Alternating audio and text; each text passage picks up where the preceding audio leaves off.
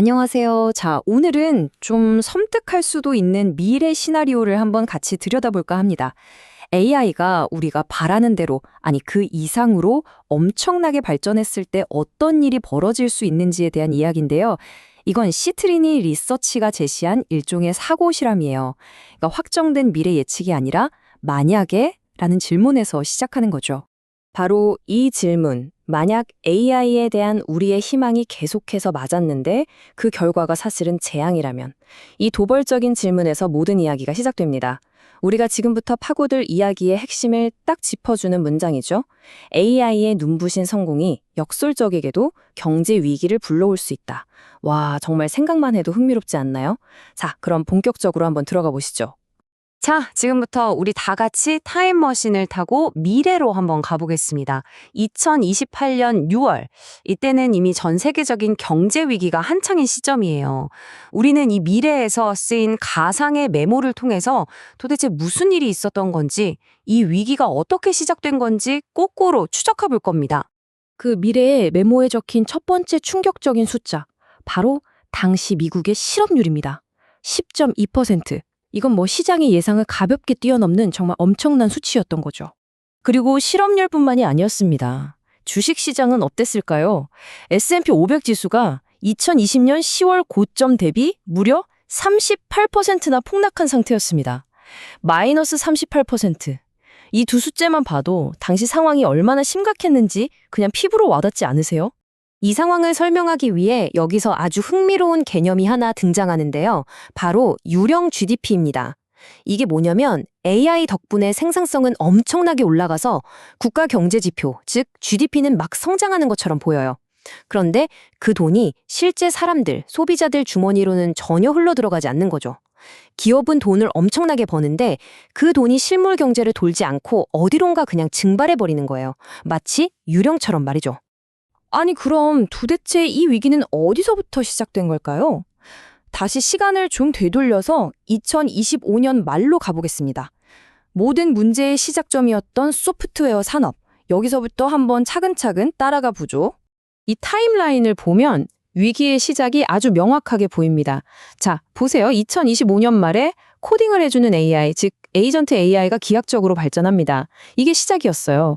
그러자 2026년 중반부터 기업들이 이제 비싼 돈 주고 소프트웨어 구독할 필요 없겠네? 하면서 SaaS 계약을 끊고 자체 AI를 만들기 시작합니다. 그리고 결정타가 터지죠. 2026년 10월 서비스나우라는 회사의 실적이 완전히 박살이 나면서 시장에 엄청난 충격을 줍니다. 이건 한두 회사만의 문제가 아니구나, 산업 전체가 흔들리는구나 하는 신호칸이 된 거죠. 바로 이거예요. 업무 자동화 소프트웨어를 팔던 회사가 더 뛰어난 업무 자동화 기술, 즉 AI 때문에 망해가고 있었던 겁니다. 근데 이 회사가 살아남으려고 뭘 했겠어요? 직원을 자르고 거기서 아낀 돈으로 자기를 망하게 하고 있는 바로 그 AI 기술에 더 투자한 거예요. 와, 정말 이보다 더한 아이러니가 있을까요? 자기 파괴를 가속화해야만 생존할 수 있는 상황이라니 정말 기가 막히죠? 자, 이게 바로 소프트웨어 산업에서 시작된 그야말로 치명적인 피드백 루프입니다. 한번 보세요. AI 때문에 위협을 느끼니까 기업들은 더 공격적으로 AI를 도입해요. 그렇죠? 그리고 그 AI로 화이트 칼라 직원들을 내보내고 비용을 아낍니다. 그리고 그 아낀 돈으로 뭘 하냐? 더 강력한 AI를 사요. 그럼 그 더 강력해진 AI가 다음 해고를 가능하게 만들고, 이 악순환이 계속 반복되는 겁니다. 개별 기업으로 보면 다들 살아남기 위한 합리적인 선택인데 이게 모이니까 산업 전체를 무너뜨리는 재앙이 된 거죠. 근데 이 파괴적인 흐름이 소프트웨어 산업 안에서만 머물렀을까요? 천만에요. 이제 불길이 다른 곳으로 번지기 시작합니다. AI가 소프트웨어 산업을 넘어서 인간의 수고를 덜어주는, 그러니까 일종의 중개 역할을 하던 모든 비즈니스를 어떻게 무너뜨리기 시작했는지 한번 살펴보죠. 바로 습관적 중개라는 비즈니스 모델이 AI 에이전트 때문에 완전히 구식이 되어버린 겁니다. 자, 예를 들어서 배달앱 도어대시를 한번 생각해 볼게요. 우리 보통 배고프면 어떡하죠? 그냥 늘 쓰던 제일 익숙한 앱을 습관적으로 켜잖아요. 그죠? 하지만 AI 비서는 그런 거 없습니다. 브랜드 충성도, 익숙함, 다 필요 없고 오로지 가장 싸고 가장 빠른 곳을 기계적으로 찾아줄 뿐이에요. 인간의 익숙함이나 습관에 기대던 기업들의 방어막이 그냥 사라져버린 거죠. 그리고 AI 에이전트는 여기서 멈추지 않고 이제 금융 시스템의 심장부까지 파고듭니다. 우리가 카드를 긁을 때마다 발생하는 그 2~3%의 수수료, AI 에이전트는 이것마저 아끼려고 한 거예요. 그래서 스테이블 코인처럼 수수료가 훨씬 싼 결제 방법을 자동으로 찾아낸 거죠. 이게 뭘 의미하겠어요? 마스터카드나 비자 같은 거대 카드사들의 핵심 수익 모델이 직접적인 공격을 받기 시작했다는 뜻입니다. 자, 지금까지는 특정 산업들 얘기였죠? 이제 시야를 좀 더 넓혀보겠습니다.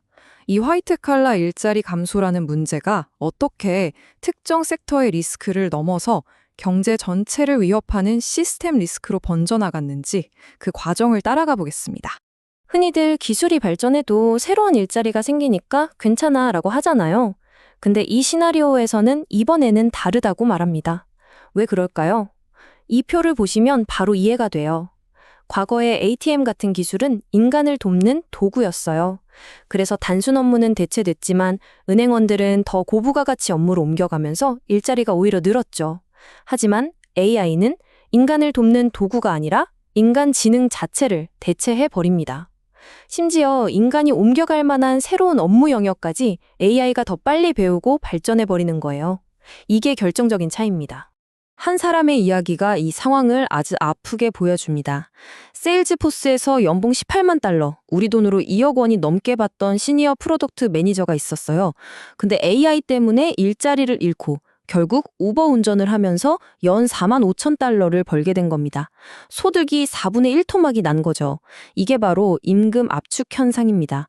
고소득 전문직이 저임금 서비스직으로 밀려나는 것. 이게 단 한 사람의 비극이 아니라 이 시나리오에선 수십만, 수백만 명의 현실이 된 겁니다. 아니 근데 고소득층 몇 명 일자리 잃는 게 경제 전체에 그렇게 큰 영향을 주냐고요?